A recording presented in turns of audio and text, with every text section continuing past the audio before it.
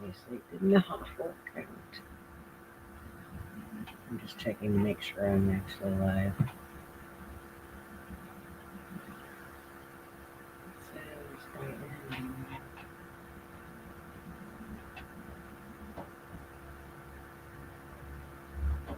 It does not say I am. Yes, that's yesterday. Okay, it does say maybe. Yes, there was a long lag there. Sweet. Okay. Anyway, I did try to get on earlier today, but it didn't work out. And it's been a really long day. Um, the dogs woke me up. Actually, Roxy woke me up this morning. If you know my dogs, she's my old girl that I've had. She turned 15 this month.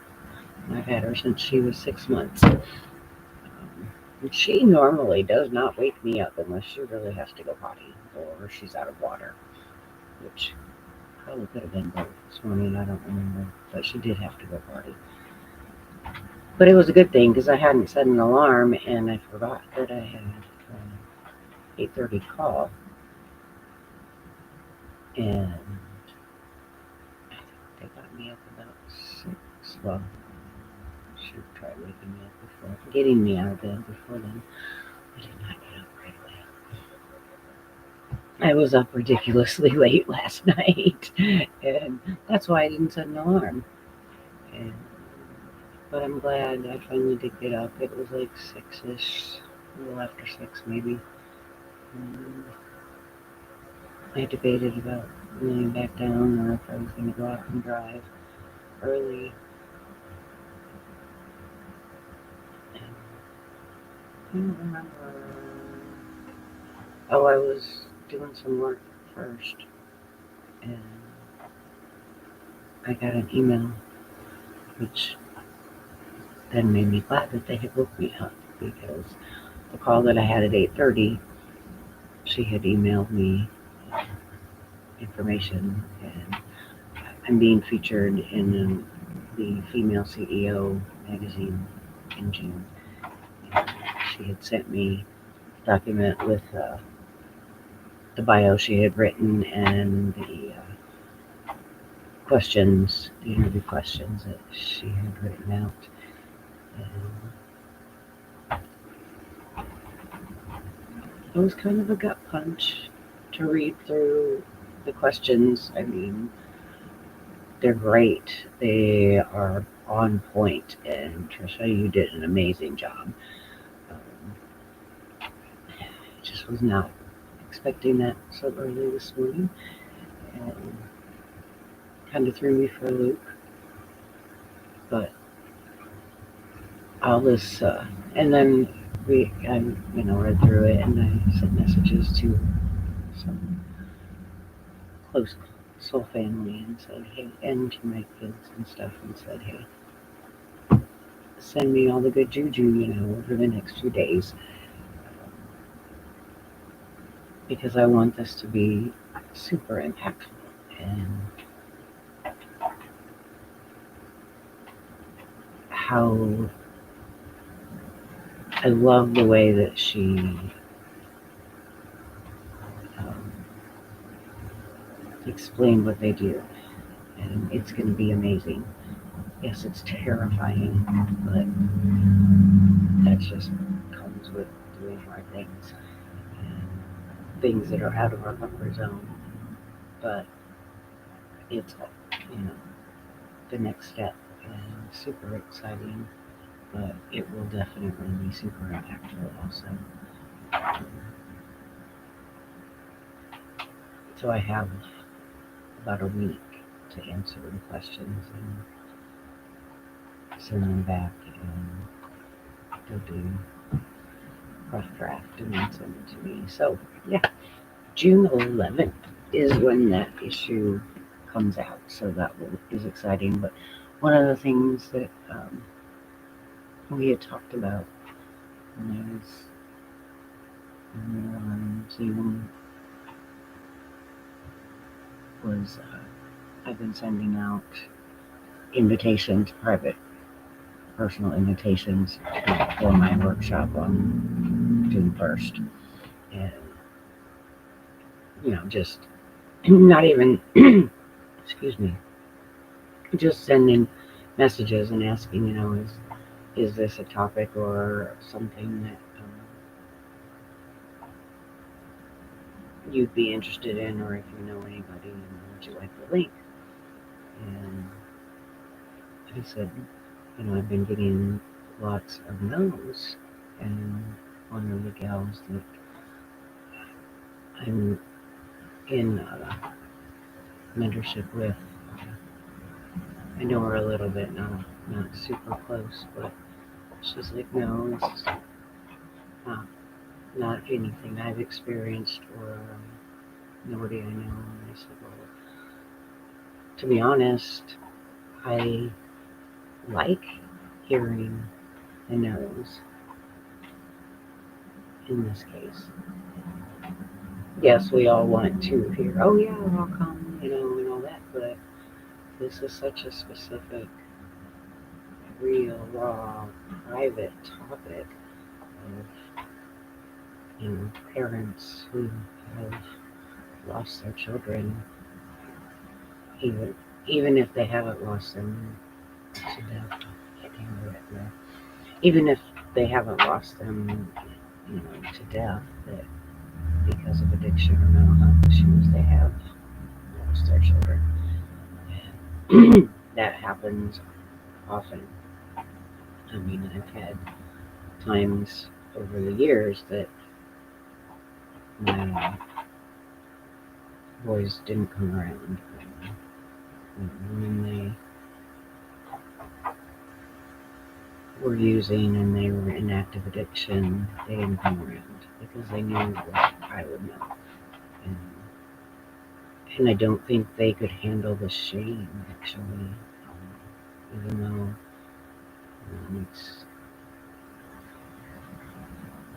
I didn't ever try to shame them. I'm sure that in my ignorance that I probably said things that were not helpful, but I've always loved them and accepted them, and no, I didn't like what they did, and I just didn't have lots of knowledge about addiction, then. But I also had to create boundaries, because I had younger kids, and both of my older boys I had to kick out of my house when they were like 18, because there was huge risk factor with their siblings and with me, and that was just not feasible. They couldn't bring that stuff. They knew better than to bring it in my house, but I couldn't have them around when they were in active addiction because of the younger kids. But sending out these invitations, I don't want all the yeses. I would rather send out 100 invitations and get one or two, because this is not a club that anybody chooses to join. It's not a club that any of us wish on anyone else. Losing your child or grieving them through active addiction or mental health issues, because they run hand in hand, obviously. I mean,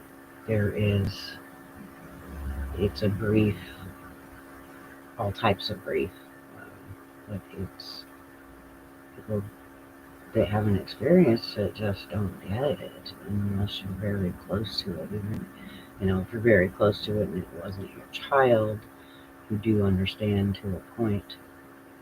But as parents, and especially as moms, we do everything possible. You try to save them, you try to help them, you try to get them help and get them into rehab, and you pay for the lawyers, or you bond them out of jail, or all the things. We've done it all, and because we couldn't face the alternative, losing them completely, and that's the worst fear. For 20 years, I expected in deep back of my mind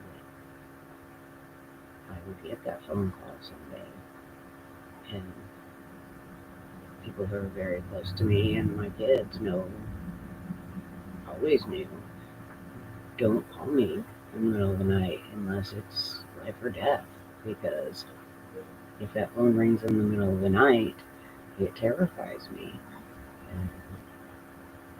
And my oldest son spent 15 years in prison, so that's even more scary of getting in the middle of the night phone call, because you just never know what can happen. But this is not,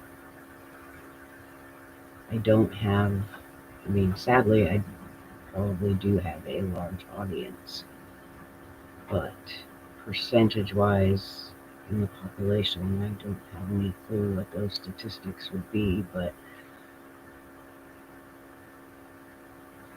I'm glad to hear the no's, and that's what we were talking about. It's not, I'm thankful that you haven't experienced this. I'm grateful that you don't know anybody who has. But if you do, or if you are a parent that has experienced it, and if you haven't fully processed through the grief, or you're still in the midst of the fucking mess, it really is.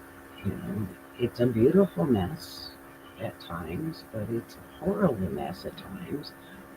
There is still joy, there is still love, there is still, life, but sometimes it can be so dark that we don't even see it.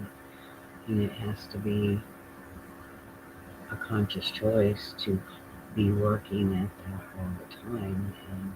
And when you're stuck in it, if you don't have the support, or a super solid foundation of spiritual gifts and healing modalities and things like that, you can't do it alone. God, I couldn't have done it alone. I would not be sitting here if I didn't have the support that I did. But I didn't have anybody who had been through it, and that's who I'm here to, and who I'm here to serve. The parents who are going through it and have been through it, and want somebody that understands them, who gets them, who sees them, and understands that it's very private and very raw. And we tend to keep the skeletons in the closet because there's so much judgment against us. Our child has a disease and has unhealed and unprocessed trauma that created this disease, and or they have mental health issues from the trauma, and that's not bad parenting. That's not understanding and not having the knowledge and the skills to be able to help them at the time. And we did the best we could. We did everything we could. And it wasn't our job to save them. That's not the parents' job. It's our job to guide them, but it's also our job to allow them to live and make their own choices. And it's one of the hardest things you can do, is step back and let them fail. Step back and let them continue in their addiction and continue spiraling in their mental health issues. It's hard, but you have to save yourself, because if you have that opportunity that they come back and ask for you to help them or ask for support, you need to be okay. You need to be strong to be able to do that in a healthy way. And that's what we're teaching about in this workshop, is how we save ourselves, because we don't have any other choice. And we couldn't have changed the outcomes of what happened with our kids. Nothing we could have done would have saved them. This is their path, and these were their lessons that they chose, and their soul contracts and their purchases, and we have our own. And we're those soul contracts between us. They chose us as their mamas. They chose us, to be in this family unit, and there's a reason for that. We all agreed to those soul contracts. Being able to find that assurance of, I didn't do anything wrong, and I wasn't a bad mom. They chose me because they knew that I had their back, and that I would love them unconditionally, and that I would go on to learn about what made them tick, and go on to help other people. And they told me they were very, very opinionated. They're very fucking sassy. Even I think they're more sassy now. Um, when they talk to me, when they channel through my friends, they're still unraised shit.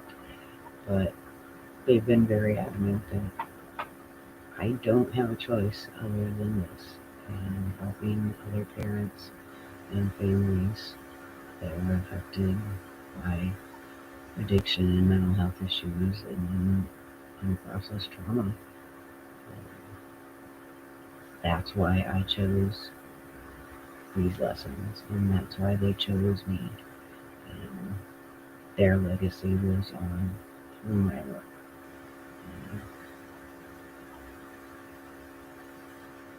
I raised them all 10 of my kids. They heard over and over, all the shit that we lived through. If we can help one person to not suffer because of what we went through, then it was all worth it. And that's exactly how I still feel.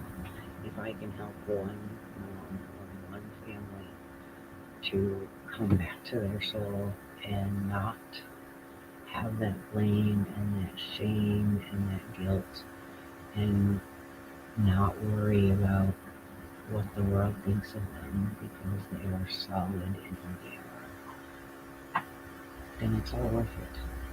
So that's my soapbox for tonight. The workshop is Sunday, June 1st, 10 a.m.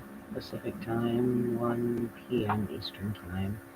It will be live streamed just like this is live streamed on my Facebook, YouTube, and I'm assuming LinkedIn, because TikTok is not playing nicely with me about doing live streams. So those are the 3 platforms that are most impactful that I can access, and then I just upload things to the others.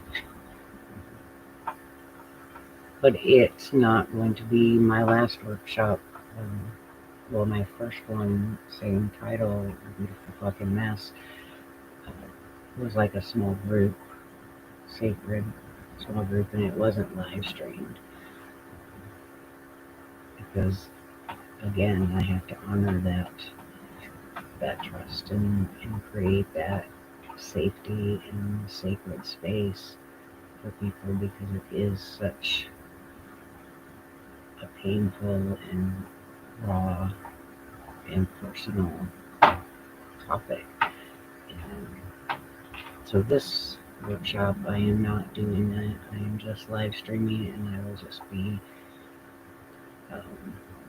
teaching and giving, my experiences, sharing my stories, I don't even know exactly what I'm presenting, but whatever comes through, everything I do is channeled, and my voice will be there, and my guides, and I hope you come watch. There will, it'll live on in replays on YouTube, on Facebook for 30 days, but LinkedIn and YouTube, it'll be there. You can watch it anytime. But there is an event on Facebook if you do want to acknowledge that you're going to watch live or you want to be there live. I am not going to do any interaction. I'm just going to live stream it just like I do these every day. And then it's only going to be 30 or 40 minutes, and towards the end, then I'll give more details about the 30-day intensive that I'm offering. That um, I don't have an exact start date, and just it'll start when anybody wants, but um, it's available if you want more information on it now. It's a 30 days one-on-one intensive to save yourself, because you couldn't save your kid, but you have to save yourself, and you just don't have any other option. And your kid will want you to. It's very private, very personal, and if you're ready to do the work, it will be amazing transformation, because I've lived it. And here I am, less than 2 years later, from losing my first boy, and not quite a year from losing my second. And now I'm doing this.